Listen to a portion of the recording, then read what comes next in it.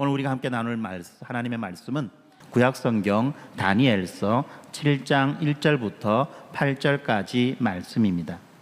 바벨론 벨사살 왕 원년에 다니엘이 그의 침상에서 꿈을 꾸며 머릿속으로 환상을 받고 그 꿈을 기록하며 그 일의 대략을 진술하니라. 다니엘이 진술하여 이르되 내가 밤에 환상을 보았는데 하늘의 내바람이 큰 바다로 몰려 불더니 큰 짐승 넷이 바다에서 나왔는데 그 모양이 각각 다르더라. 첫째는 사자와 같은데 독수리의 날개가 있더니 내가 보는 중에 그 날개가 뽑혔고 또 땅에서 들려져 사람처럼 두 발로 서게 함을 받았으며 또 사람의 마음을 받았더라. 또 보니 다른 짐승 곧 둘째 곰과 같은데 그것이 몸 한쪽을 들었고 그 입의 이 사이에는 새 갈빗대가 물렸는데 그것에게 말하는 자들이 있어 이르기를 일어나서 많은 고기를 먹으라 하였더라. 그 후에 내가 또 본즉 다른 짐승 곧 표범과 같은 것이 있는데 그 등에는 새 날개 넷이 있고 그 짐승에게 또 머리 넷이 있으며 권세를 받았더라. 내가 밤 환상 가운데에 그 다음에 본 넷째 짐승은 무섭고 놀라우며 또 매우 강하며 또 쇠로 된 큰 이가 있어서 먹고 부서뜨리고 그 나머지를 발로 밟았으며 이 짐승은 전에 모든 짐승과 다르고 또 10뿔이 있더라. 내가 그 뿔을 유심히 보는 중에 다른 작은 뿔이 그 사이에서 나더니 첫 번째 뿔 중에 셋이 그 앞에서 뿌리같이 뽑혔으며 이 작은 뿔에는 사람의 눈 같은 눈들이 있고 또 입이 있어 큰 말을 하였더라. 아멘. 네, 지금 우리는 이 매주 수요일마다 리딩 지저스 성경 읽기를 하고 있습니다. 특별히 지금 그 가운데 지난주까지는 우리가 창세기부터 말라기까지 구약 성경을 다 읽었고요. 이번 주부터는 이제 이번 주 다음 주 2주간 동안은 이 신약과 구약 사이에 나타나는 중간기라고 말하는 그 400년간의 침묵의 시대, 하나님께서 침묵하셨다라고 말하는 그 400년간의 중간기 시대에 일어난 일들을 살펴볼 것입니다. 그리고 난 다음에는 이제 또 다시 신약 성경을 읽으려고 그렇게 하고 있습니다. 오늘은 이제 중간기 시대 첫 번째 순서로서 이 성경에서 말하지 않고 있는 이 침묵의 시대, 그 중간기 시대에 도대체 어떤 일들이 일어났는지, 그리고 일어난 그 일에 대한 의미가 무엇인지를 한번 살펴보도록 하겠습니다. 네, 지금 이 다니엘서가 시작되어지는 오늘 7장이 시작되어지는 이 내용은 큰 바람이 일고 풍랑이 치는 한 바다의 그림이 등장합니다. 그리고 거기에서 그 바다 안에서 이 4마리의 짐승이 연달아 나타나는 장면이죠. 이 장면들을 생각하면서 오늘 우리들의 현실을 살펴볼 때에 그렇습니다. 우리가 살아가는 그 현실도 마찬가지죠. 한치 앞도 보이지 않고 커다란 파도가 일렁거리는 그런 풍랑의 바다와도 같은 것이 오늘날 우리가 살아가는 이 세상의 현실들입니다. 밤낮 없이 들려오는 전쟁의 소문이 있습니다. 또 각국마다 경제 전쟁이 지금 치열하게 벌어지고 있죠. 그뿐만이 아닙니다. 교계와 또 세상을 흔들고 있는 여러 가지 많은 스캔들이 있고 이권 다툼들이 있습니다. 뿐만 아니라 우리 각자의 개인의 삶 속에 찾아오는 어떤 질병과 고난과 고통이 있고요. 뿐만 아니라 어떤 관계가 끝났다, 깨졌다라고 하는 그런 가슴 아픈 소리들도 들려옵니다. 이런 상황 속에서 우리는 한 번씩 생각하죠. 하나님 도대체 어디 계십니까? 하나님이 계신다면 우리들의 이런 현실들을 왜 그렇게 가만히 내버려 두고 계십니까? 즉시 개입하셔서 불의한 것들을 바로잡고 억울한 자들에게 그 억울함을 풀어주셔야만 되지 않겠습니까? 라고 우리는 생각합니다. 그렇죠? 이 다니엘에서 보여주는 이것도 마찬가지입니다. 다니엘도 마찬가지라는 거죠. 혼란과 두려움이 몰아치는 바닷가에 서 있는 이런 우리들의 현실이 오늘 그림 속에서, 본문의 그림 속에서 너무나도 선명하게 드러나고 있습니다. 이 바다를 흔드는 이 네 방향에서 불어오는 바람입니다. 동서남북, 이 네 방향에서 아주 큰 바람들이 불어와 바다 물결을 이리저리 휘몰아칩니다. 그리고 그 바다 속에서 등장하는 이 네 마리의 괴물들, 정말 보기에도 상상만 하더라도 정말 무시무시한 그런 괴물들의 모습 아닙니까? 이것은 바로 이 세상 가운데에서 이 세상의 권력이 어떤 식으로 작동하는지를 우리들에게 보여주고 있는 그림들인 것입니다. 이 다니엘서를 기록한 다니엘은 이 바벨론의 포로로 잡혀간 이스라엘 백성입니다. 이 이스라엘이 1차 포로로 많은 사람들이 잡혀갈 때 다니엘도 그 중에 한 사람이었습니다. 이 다니엘은 이 느부갓네살의 왕궁에 어린 나이에 끌려 들어왔습니다. 그리고 그 이방 나라에서 평생을 살았던 자입니다. 어느 날 밤 그에게 한 가지 환상이 찾아옵니다. 그는 이렇게 말합니다. 하늘의 네 바람이 큰 바다로 몰려 불더니 금짐승 넷이 바다에서 올라왔다라고 그렇게 기록하고 있습니다. 여기에서 큰 바다라고 말하는 것은 이 고대 근동 지방에서 이 혼돈과 악의 근원을 상징하는 공간입니다. 그리고 네 바람이라고 하는 것은 조금 전에도 말씀드렸듯이 이 동서남북 모든 방향에서 불어오는 큰 바람을 의미합니다. 하나님께서는 이 혼돈의 바다를 허락하셨고, 그리고 거기에서부터 네 마리의 짐승들을 올라오게 하셨습니다. 이렇게 올라오는 네 마리의 짐승은 인간의 역사 속에서 반복되는 이 제국들의 흥망성쇠를 보여주고 있는 것입니다. 이 다니엘서 2장에도 보면 유사한 환상이 등장합니다. 거기에서는 이 느부갓네살 왕이 꿈을 꾸는 그런 환상의 이야기입니다. 느부갓네살 왕도 이 세상의 제국에 대한 그런 환상을 보았습니다. 금과 은과 놋과 철로 된 그런 영광스러운 신상을 보았던 것입니다.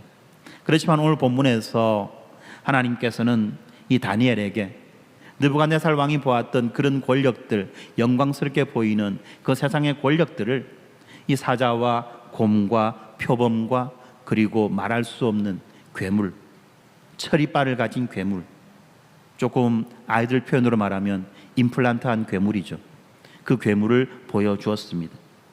믿지 않는 사람들은 이 세상 힘의 실체를 몰라서 이 경배할 만한 그 찬란한 신상으로 그 세상의 권력들을 바라보고 있습니다. 그래서 이 믿음으로 살아가고자 할 때 우리들을 향하여서 세상 사람들은 말하죠. 믿음이 무슨 소용이 있느냐? 왜 세상 권력에 순응하지 않고 살아가고 있느냐? 너희들이 뭔데 그렇게 세상의 조류를 따르지 않고 거스르며 살아가고 있느냐라고 조롱합니다.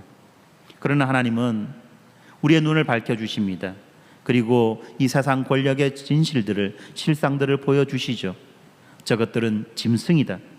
그들은 사랑이 없는 이 잔인한 권력을 통해서 너희들을 압제할 것이고 너희는 그 고난을 피할 수 없다라고 말씀하고 계시는 것입니다. 이 다니엘의 환상은 이 세상의 역사 속에서 하나님께서 침묵하는 듯 보이는 그런 시기를 말하고 있는 것입니다. 그러나 그 하나님의 그 침묵이 결코 하나님의 능력이 없거나 하나님이 부재하시다는 것을 보여주는 증거가 아니라는 것을 또한 우리들에게 말해주고 있는 것입니다. 그래서 오늘 우리는 이 다니엘과 함께 이 혼돈의 바닷가에 서서 하나님의 침묵 속에서 벌어지는 그 영적 현실들을 살펴보려고 합니다. 다니엘서 7장은 이 신자의 시선을 땅의 짐승들에서 하늘의 보좌로 옮겨주고 또한 하나님의 주권과 인자이신 예수의 승리에 우리의 소망을 두도록 우리를 이끌어가고 있는 아주 중요한 본문이라고 말할 수 있습니다. 먼저 다니엘서 7장 1절부터 8절까지 말씀, 조금 전에 우리가 읽었던 말씀이죠. 그 말씀 속에서 하나님은 우리의 고통을 외면하지 않으신다고 말합니다. 그렇죠. 이 다니엘이 보았던 이 환상은 이 세상 역사의 본질들을 적나라하게 폭로해 주고 있습니다. 첫째 짐승은 사자와도 같고 독수리의 날개를 가졌다라고 말합니다. 이것은 바벨론 제국의 잔혹성과 그리고 속도를 상징합니다. 그런데 그에게서 날개가 뽑혔습니다. 그리고 인간처럼 두 발로 서게 되었고, 그리고 사람의 마음을 받았다고 성경은 말하죠. 이게 무슨 말입니까? 그것은 바로 이 바벨론이 가지고 있었던 그 야수성, 야만성이 가면 갈수록 약화되어지고 인간적인 면모를 띠게 되었다는 것을 보여주는 것입니다. 두 번째로 등장하는 짐승이 있습니다. 이 짐승은 몸 한편을 들고 입에 새 갈빗대를 물고 있는 곰으로 묘사되고 있습니다. 이 짐승은 인류의 역사 속에서 메데와 페르시아, 또는 성경에서는 바사라고 말하죠. 메데와 바사 제국의 육중한 힘과 무자비함, 그리고 새 나라를 정복한 그 탐욕을 나타내어 보여주고 있는 것입니다. 그리고 이어지는 세 번째 짐승이 있습니다. 표범과도 같고 등에 새의 날개 넷과 머리 넷이 있다고 말합니다. 그림으로선 그려지지 않는 거죠.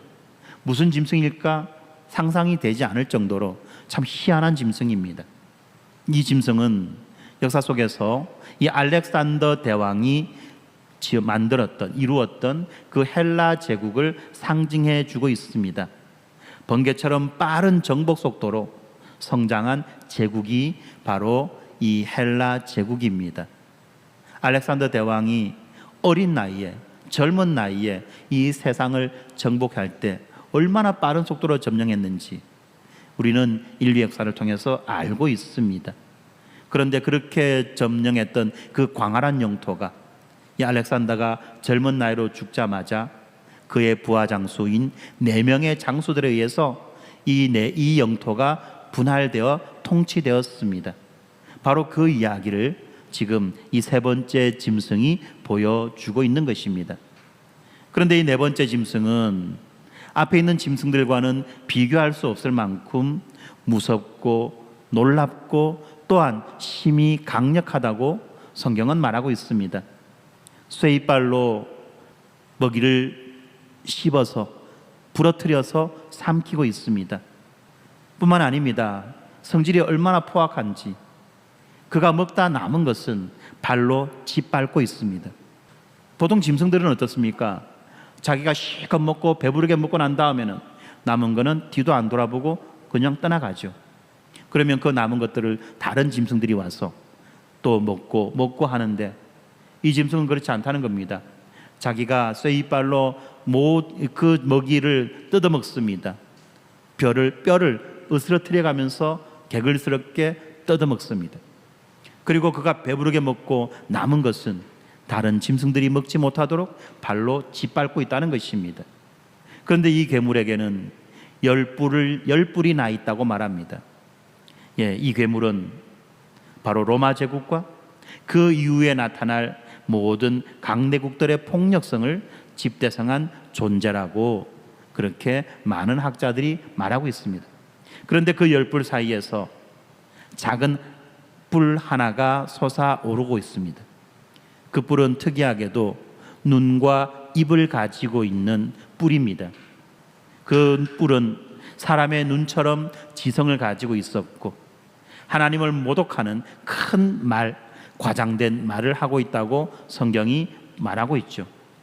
다니엘은 특별히 이 네 번째 짐승을 두려워했고 그 가운데에서도 이 작은 뿔을 두려워하고 있습니다. 역사적으로 이 작은 뿔은 바로 셀레우코스 왕조의 안티오쿠스 4세 에피파네스로 부분적으로 성취되었다고 많은 사람들이 말합니다. 이름이 길죠. 셀레우코스 왕조의 안티오쿠스 4세 에피파네스. 어쩌면 여러분들이 이 이스라엘의 역사, 성경의 역사를 공부할 때에 한 번쯤은 들어본 이름일 수도 있습니다. 이 왕에 대해서는 잘 모르지만 아마 여러분들이 이 성경의 이야기를 통해서 이 유대교를 철저하게 박해하고 짓밟았던 이방의 왕이 있었다라고 하는 것, 특별히 예수님께서 성전에 대해서 말씀하실 때 서지 못할 가증한 것들이 성전에 세워지게 되는 그날이 바로 종말의 때다라고 말씀하시는 그 사건의 원형이 바로 이 안티오쿠스 4세 에피파네스가 일으킨 일이라는 것, 여러분들이 아마 알고 있을 겁니다. 그는 유대교를 철저하게 박해했고 성전의 제사를 폐지하고 성전을 오염시켰습니다. 돼지의 피를 성전에 뿌리고 또한 돼지로 자기의 신을, 이방의 신을, 우상을 섬기도록 그렇게 만들었던 거죠. 뿐만 아닙니다. 하나님을 섬기는 하나님의 백성들을 잔혹하게 짓밟았던 그런 왕이었습니다. 그래서 이 안티오쿠스 4세 에피파네스를 통해서 이 작은 뿔의 예언이 부분적으로 성취되었다라고 그렇게 말하는 것입니다. 그렇지만 이 작은 뿔은 그 왕 한 사람만을 말하는 것이 아닙니다. 많은 학자들은 이 다니엘서 7장의 작은 뿔이 최종적으로는 이 세상 끝날에 나타날 적그리스도의 원형이라고 그렇게 말합니다. 다시 말하면 이 역사의 다양한 시점에서 하나님을 대적하는 이 작은 뿔과 같은 세력들이 계속해서 나타날 것이며 그때마다 성도들은 극심한 박해를 경험하게 될 것이라는 것입니다. 그러다 보니까 사람들은 이 작은 뿔, 적 그리스도가 누구냐라고 하는 것에 대해서 많은 관심을 가졌죠. 그러나 우리가 역사적으로 알고 있듯이 이 로마 시대에 있어서 이 적 그리스도 작은 뿔은 어쩌면 네로 황제를 의미할 수도 있고요. 그리고 또 현대 역사를 들어보면 이 유대인들을 학살했고 많은 하나님의 백성들, 그리스도인들을 탄압하고 박해했던 이 나치의 히틀러와 같은 그런 독재자들을 말한다라고 하기도 합니다. 어떤 식으로든지 그가 누구이든지 이 역사의 다양한 시점에서 이 하나님의 백성들을 핍박하고 복음을 가로막고 하나님을 모독하고 조롱하는 그런 악한 세력이 등장할 것인데 바로 그 세력들이 이 작은 뿔이라고 그렇게 말하는 것입니다. 우리도 마찬가지입니다. 우리도 이 현대판의 작은 뿔과 날마다 마주하며 살아가고 있습니다. 권위주의적인 정치, 탐욕스러운 이 경제 체제, 쾌락을 신봉하는 문화, 교회와 복음을 무력화하려고 하는 이 거짓된 가르침 등이 이 현대판 작은 뿔인 것입니다. 이런 세력은 지성을 가지고 있습니다. 그래서 교묘하게 하나님과 성도들을 모욕하고 모독하고 또한 유혹하죠. 다니엘이 자기의 환상 가운데 이 네 번째 짐승, 그리고 그 짐승에게서 나는 그 작은 뿔을 보며 가졌던 그 불안과 절망과 두려움이 오늘날 우리들도 우리들의 현실 속에서 경험하곤 한다는 것입니다. 그렇지만 하나님은 우리들의 이러한 고통들을 외면하지 않으시고 환상을 통해서 네가 겪을 고난들을 나는 알고 있다. 짐승들은 실제하며 작은 뿔은 성도들과 싸워 이길 것처럼 보일 것이다 라고 말씀하고 계십니다. 성도 여러분, 하나님은 이 신자가 겪고 있는 이 고난이 우연도 아니고 믿음이 부족해서 생기는 일이 아니라는 것을 알려주고 있습니다. 오해하지 마십시오. 우리에게 어떤 어려움이 생겼을 때 많은 사람들이 어떻게 생각하느냐면 내가 뭘 잘못해서, 내가 하나님 앞에 무슨 죄를 지어서 이런 어려움이 생겼을까라는 식으로 생각합니다. 물론 우리가 분명한 하나님 앞에 범죄함을 통해서 범죄함을 했을 때 하나님은 그 범죄함을 지적하고 가르쳐 주시기 위해서 고난을 허락할 때도 있습니다만, 그러나 대부분의 고난은 그런 것이 아니라는 것입니다. 우리가 특별히 뭘 잘못해서가 아니라 바로 우리가 반드시 이 고난의 과정들을 거쳐야 되기 때문에 하나님께서 허락하시는 고난이라는 사실을 우리는 기억해야만 합니다. 그렇기 때문에 우리는요, 이 고난을 숨기거나 무시해서는 안 됩니다. 있는 그대로 인정해야만 합니다. 왜냐하면 이렇게 우리가 고난의 현실을 있는 그대로 인정할 때 비로소 하나님의 위로를 우리는 발견하게 되게 되기 때문에 그런 것입니다. 이 환상은 인간의 역사를 향한 하나님의 평가가 얼마나 명확한지 분명한지를 보여주고 있습니다. 사람들은 역사 속에 등장하는 여러 제국들의 문화와 법도와 제도 그리고 건축의 양식 등을 칭송합니다. 그러나 하나님은 그러한 제국들을 무섭고 놀랍고 힘이 강한 짐승이라고 그렇게 규정하고 계십니다. 마찬가지입니다. 교회도 하나님의 관점으로 세상을 평가해야만 합니다. 힘과 숫자로 드러나는 번영이 하나님 보시기에는 짐승의 힘일 수도 있다는 것입니다. 이 지점 우리가 놓쳐서는 안 된다는 겁니다. 그렇기 때문에 우리는 이 세상을 향해서 하나님의 복음을 전할 때에 이 세상 자랑의 그 허상을 지적하고 그것들이 하나님 앞에서 얼마나 불안정하며 얼마나 허무한 것인지를 알려주어야만 하는 것입니다. 숫자 양이 아니라는 거예요. 뿐만 아닙니다. 하나님은 우리에게 이 고난을 허락하십니다. 그리고 동시에 이 세상 체제의 본질을 폭로하고 계십니다. 그리하여 우리들을 이 세상의 속임수로부터 건져주고 계신 것입니다. 이처럼 성경은 한편으로는 성도가 고난을 받는다는 현실을 보여주고 또한 다른 한편으로는 고난 속에서도 하나님이 주권적으로 다스리고 계신다는 그 위로를 동시에 전해줍니다. 그렇기 때문에 여러분, 우리가 큰 믿음을 가졌다고 해서 고난에서 면제되는 것이 아니라는 사실을 기억해야만 합니다. 오히려 그렇게 큰 믿음 때문에 더 큰 고난과 더 큰 공격을 받을 수도 있다는 사실을 우리는 기억해야만 합니다. 그렇지만 이 하나님이 이 모든 것을 알고 계시고 이 고난의 목적과 그리고 그 끝을 미리 환상을 통해서 우리에게 보여주고 계신다는 것, 이것이 우리에게 얼마나 큰 위로가 되는지 알 수 없습니다. 왜냐하면 우리 하나님은 이 하나님의 말씀을 따라 사는 성도들에게 큰 위로와 인내의 근거를 주시기 원하시기 때문에 이어지는 말씀이 우리에게 주어지는 것입니다. 9절부터 12절까지 말씀을 볼 때 다니엘의 시선은 갑자기 땅에서부터 하늘로 옮겨지고 있습니다. 이제 환상은 하늘의 법정의 장면으로 바뀌어지고 있지요. 9절부터 12절까지 말씀입니다. 옛적부터 항상 계신 이께서 불꽃 같은 보좌에 앉으시고 수천만의 천사들이 모인 가운데 심판을 위한 책들이 펼쳐집니다. 이 계속되는 이 짐승의 거친 짓거리를 하나님이 무방비 상태로 수수방관하는 것처럼 보였지만 사실 하늘에서 법정이 조용히 준비되고 있었다는 말입니다.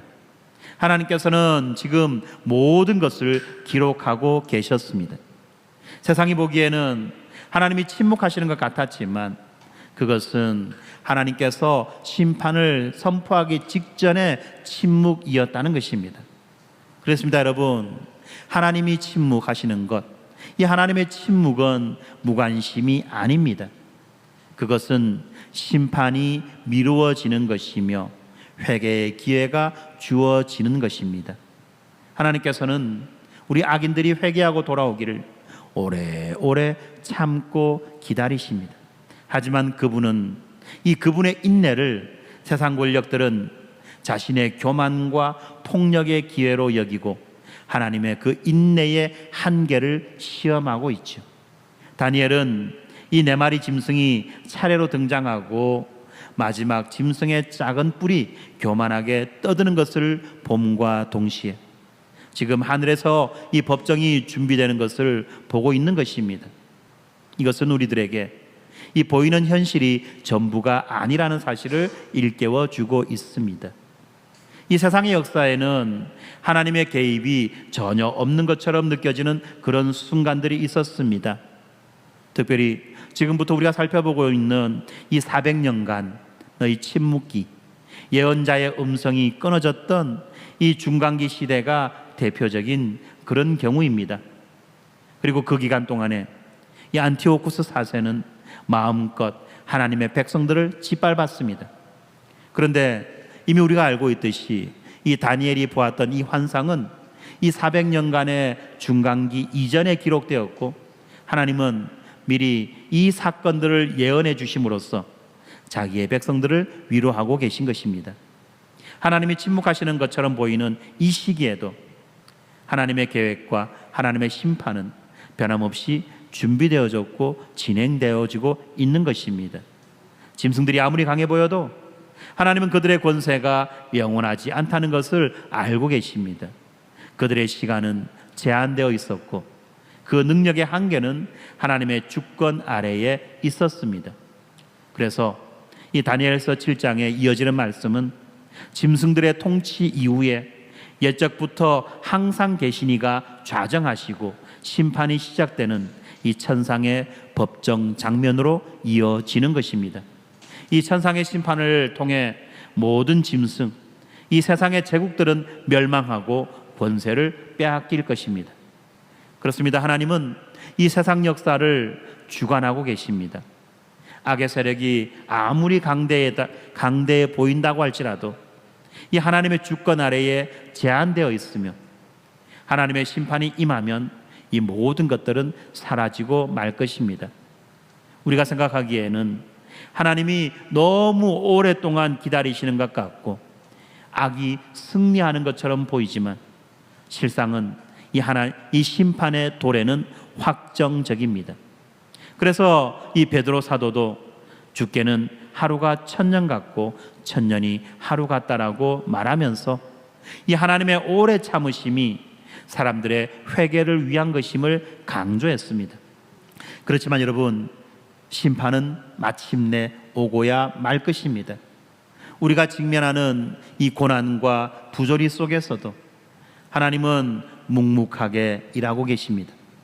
하나님은 지금 우리들의 상황을 보고 계시며 악인들의 말과 행동을 기록하고 계십니다. 그러므로 우리에게 중요한 것은 우리 눈에 보이는 이 현실에 압도당한 나머지 하나님을 향한 시선을 잃어버리지 않는 것입니다. 하나님의 법정에서 어떤 판결이 지금 내려지고 있는지, 하나님이 어떤 심판을 준비하고 계시는지를 우리가 묵상하게 될 때 우리는 이 고난 가운데에서도 소망을 잃지 않게 되는 것입니다. 하나님은 이 자신의 백성을 위한 심판을 준비하고 계십니다. 바로 그렇기 때문에 우리는 악을 향해서 스스로 복수할 것이 아니라, 악을 악으로 갚아줄 것이 아니라 하나님께서 이것을 갚아주신다는 것을 믿고 기다리는 것입니다. 하나님의 법정에서 모든 불의가 드러날 것이고 악인들의 숨겨진 악행들이 폭로될 것입니다. 뿐만 아니라 이 하나님의 심판은 단순히 이 짐승들의 멸망으로 끝나지 않습니다. 이 하나님의 심판이라고 하는 것, 짐승들의 멸망이라고 하는 것은 다르게 표현하면 하나님의 새 창조의 시작이라는 말씀입니다. 하나님께서는 악을 제거하시고 새로운 나라를 준비하고 계십니다. 그렇기 때문에 이 하나님의 침묵은 바로 새 시대를 여는 침묵이라는 것을 우리는 기억해야만 합니다. 그렇기 때문에 우리가 겪는 기다림과 우리가 겪게 되는 이 침묵의 시기는 결코 낭비가 아닌 것입니다. 하나님은 우리들의 인내를 연단하시고 우리들의 신앙을 정금같이 단련하십니다. 하나님은 우리에게 기도가 깊어지도록 우리들로 하여금 이 세상적인 욕망에서부터 벗어나서 하늘의 보좌를 바라보도록 우리를 인도하시는 것입니다. 이 하나님의 침묵 속에서 우리는 우리 자신의 신앙을 점검하고 주님 앞에 엎드려 회개할 뿐만 아니라 다시 오실 왕을 기다리는 그 삶을 배워 나가는 것입니다. 이렇게 하늘의 법정의 장면이 끝나게 되고 다니엘은 새로운 광경을 보게 됩니다. 13절부터 이어지는 말씀이죠. 인자 같은 이가 하늘 구름을 타고 나아와서 옛적부터 항상 계신 이 앞에 서 계십니다.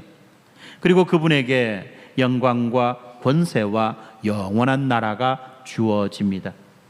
이 인자라는 이 말, 원래 인자라는 말은 단순히 인간이다, 사람의 자식이다 라는 말이었습니다. 그렇지만 이 다니엘서에서는 이 인자가 특별한 의미를 가지는, 메시아적인 의미를 갖는 그런 말로 사용되었습니다. 그리하여 이 신약 성경에서, 그리고 그 유대인의 그 묵시 문학에서 인자라는 말은 바로 하나님께서 보내신 왕을 뜻합니다. 메시아를 뜻한다는 거죠. 구원자를 의미하는 것입니다. 그렇기 때문에 이 인자라는 말은 신약에 오게 되면 예수 그리스도의 자기 선언의 핵심이었습니다. 예수님은 공생애 동안 스스로를 인자라고 부르셨습니다. 그리고 다니엘서 7장의 말씀을 인용하여서 예수님께서 친히 하늘 구름을 타고 올 것이라고 선언하셨습니다. 이 인자는 앞에 나와 있던 이 짐승들과는 근본적으로 다르죠. 짐승들은 이 혼돈의 바다에서 나옵니다. 땅에서 올라온다는 거죠. 그러나 인자는 하늘에서부터 내려옵니다. 짐승들은 이 폭력과 탐욕으로 권세를 찬탈하지만 인자는 옛적부터 항상 계신 이에게서 권세를 받습니다. 짐승들은 일시적으로 세상을 삼키었다가 사라지지만 인자가 받는 나라는 영원한 나라입니다. 바로 우리 주 예수 그리스도가 여기서 말하고 있는 인자라는 것입니다. 예수님은 하늘의 영광을 버리고 사람의 모습으로 이 땅으로 오셨습니다. 예수님의 통치의 방식은 세상의 통치자들과는 완전히 다른 방식이었죠. 사랑과 섬김으로 예수님은 통치하셨습니다. 예수님은 이 십자가를 통해서 악과 죽음의 권세를 깨트리셨습니다.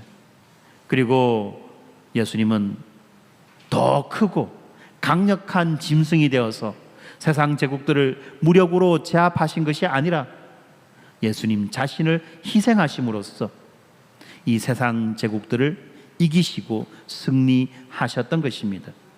예수님은 하나님 나라를 세우기 위해서 강한 자에서 약한 자가 되기로 결단하셨습니다. 세상은 힘과 폭력을 통해서 왕이 되지만 예수님은 바로 십자가에서 우리들의 왕이 되셨습니다.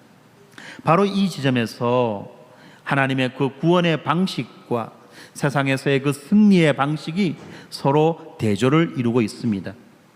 다니엘서에서 나타난 인자가 영광스러운 왕권을 받는 이 장면은 궁극적으로는 예수님의 승천과 예수님의 재림을 예표하고 있습니다.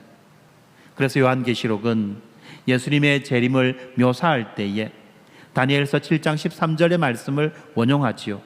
그리하여 예수님께서 다시 오셔서 영원한 나라를 완성하실 것을 선포하십니다. 그런데 이 승리는 단지 예수님 한 분의 승리로 끝나는 것이 아닙니다. 18절에서 뭐라고 말하죠? 하나님은 지극히 높으신 이의 성도들에게, 누구에게요? 성도들에게. 어떤 성도입니까? 지극히 높으신 이의 성도들에게 그 나라를 주시겠다고 약속하고 계시는 것입니다. 그렇습니다. 우리 성도들은 왕과 함께 그 나라를 통치할 것입니다. 그러나 우리 성도가 그 영광에 참여하기 위해서는 고난에도 참여해야만 한다고 성경이 분명히 말씀하고 있습니다. 그래서 바울은 그와 함께 영광을 받기 위하여 고난도 받아야 된다고 말했고, 빌립보서와 디모데 후서에서도 그리스도와 함께 고난 받는 것이 영광의 길이라는 것을 우리들에게 강조해서 말씀하고 있는 것입니다. 이런 식으로 이 다니엘서에서 보여주는 이 환상은 이러한 인내와 고난의 요구를 보여주고 있는 것입니다.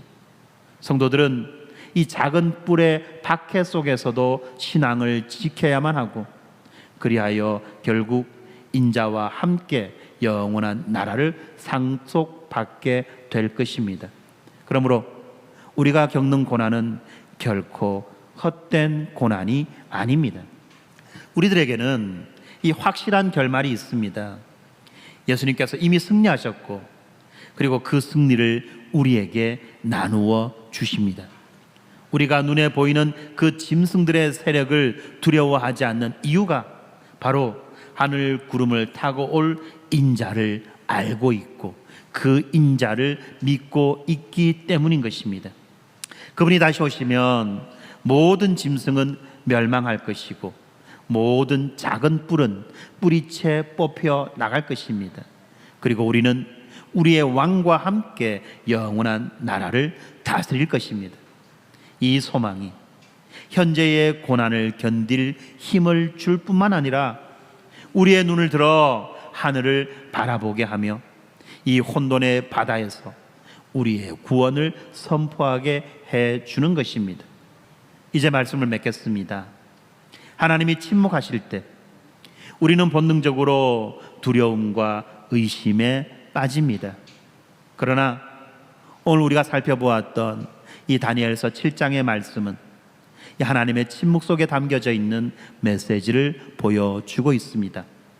고난은 실제하지만 하나님이 그 고난을 결코 외면하시지 않는다는 것입니다. 하나님은 우리의 눈앞에서 전쟁과 폭력과 재난이 일어나게도 하시지만 그것은 우리를 징계하려고 하는 것이 아니라 바로 악의 본질을 폭로하고 하나님의 그 심판의 정당성을 밝혀주시기 위함이라는 것입니다. 짐승들이 나타나고 작은 뿔이 교만을 떨치는 것은 하나님이 허락하신 짧은 시간 동안 뿐입니다. 그렇기 때문에 우리는 이 사실을 알고 있기 때문에 우리는 고난 속에서도 낙심하지 않을 수 있는 것입니다. 하나님의 침묵은 바로 이 심판의 준비입니다. 하나님은 모든 것을 기록하시며 하늘 법정에서 심판의 책들을 펼칠 날들을 기다리고 계십니다. 하나님의 침묵은 악인들에게 회개할 기회를 주는 은혜이며 또한 성도들에게는 그 신앙을 연단하는 시간인 것입니다. 그러므로 우리가 해야 할 일은 고난을 견디며 하나님의 관점으로 세상을 바라보고 스스로 심판을 집행하지 않는 것입니다. 모든 복수는 하나님께 속해 있기에 우리는 이 작은 뿔에 과장된 도발에 흔들리지 않고 하나님의 공의에 우리 자신을 온전히 맡겨드립니다. 사랑하는 여러분, 우리가 붙들어야 할 궁극적인 소망은 바로 인자이신 예수 그리스도이십니다. 예수님은 우리의 왕이시며 영원한 나라를 받으시는 분이십니다. 예수님은 우리를 위해서 십자가에서 고난을 받으셨고 부활과 승천을 통해서 그 승리를 선포하셨습니다. 예수님이 다시 오실 때 하나님의 침묵은 깨어지고 이제 최종적인 심판이 선포됩니다. 그때에 모든 짐승들은 사라지고 하나님의 백성은 이 새하늘과 새 땅에서 왕과 함께 영원히 통치하게 될 것입니다. 바로 이 약속 때문에 우리들의 현재적 고난이 의미를 가지게 되는 것입니다. 지극히 높으신 이의 성도들이 그 나라를 얻으리니 그 누림이 영원하고 영원하리라는 이 다니엘서 7장 18절의 이 말씀은 바로 우리들의 믿음이 흔들리지 않을 수 있는 근거가 되는 말씀인 것입니다. 그러므로 사랑하는 성도 여러분, 하나님이 침묵하시는 것처럼 느껴질 때 그분이 이미 보여주신, 이미 말씀하신 그 환상을 붙드시기 바랍니다. 성경은 고난과 심판과 승리의 그림 전체를 우리들에게 보여줍니다. 그 그림 속에서 우리는 우리 자신의 위치를 찾아야만 합니다. 그럴 때에 우리는 이 짐승과도 같은 세상 권력에 휘둘리지 않게 될 것이고, 하늘 보좌에 계신 하나님과 그분의 아들 예수 그리스도를 바라보며 걸어가게 될 것입니다. 바로 하나님과 예수 그리스도를 향하여 날마다 한 걸음씩 한 걸음씩 걸어가는 것이 우리 신자들에게 주어진 사명입니다. 그렇기 때문에 우리는 이 하나님의 침묵 속에서 절망할 것이 아니라 하나님의 약속을 소리내어 선포해야만 합니다. 하나님은 침묵 속에서도 일하고 계시며 그의 침묵은 영원하지 않을 것입니다. 곧 인자의 음성이 들릴 것이며 그날에 우리는 그분과 함께 영원히 통치하게 될 것입니다. 즉 지극히 높으신 이의 성도들이, 지극히 높으신 이의 성도들이 나라를 얻으리니 그 누림이 영원하고 영원하고 영원하리라. 예, 이것이 우리에게 얼마나 큰 위로가 되고 얼마나 큰 소망이 됩니까? 그러므로 우리는 고난 속에서도 이 말씀을 기억하며 이 말씀을 붙잡으며 인내하고 살아가야만 할 것입니다. 지극히 높으신 이의 성도들이 나라를 얻으리니 그 누림이 영원하고 영원하고 영원하리라. 아멘. 함께 기도하겠습니다.